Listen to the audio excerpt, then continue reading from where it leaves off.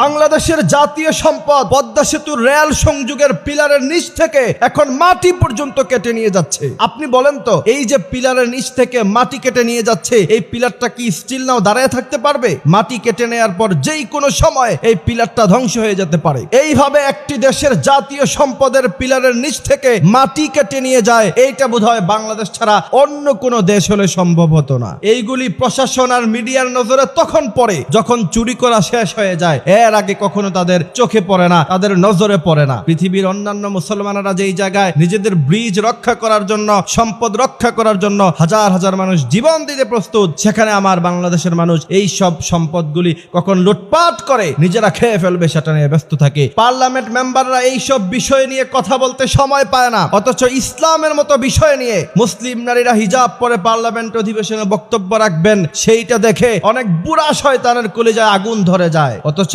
জাতীয় সম্পদের পিলারের নিচ থেকে মাটি চুরি হয়ে যাচ্ছে, বাংলাদেশে কোথায় কোন সমস্যা হচ্ছে সেইগুলো নিয়ে কথা বলার সময় তাদের নাই। তাদের জ্বালা একটাই, বাংলাদেশের যেন কোনোদিন ইসলাম প্রতিষ্ঠা না হতে পারে। এই জন্য আমি বলতে চাই, সব জিনিস নিয়ে খেলবেন, ইসলাম আর কোরআন হাদিস নিয়ে খেলবেন না। এটা এমন আগুন, এই আগুনে হাত দিবেন, শুধু খালি হাত নয়, আপনার গোটা জীবন ধ্বংস হয়ে যাবে। সুতরাং সাবধান, আপনার চেয়ে কত বড় দাপটওয়ালা, আপনার চেয়ে কত বড় ক্ষমতাধর ব্যক্তি কোরআন আর ইসলামের সাথে খেলতে এসে নিঃশ্বাস হয়ে গেল, আপনিও নিঃশ্বাস হয়ে যাবেন।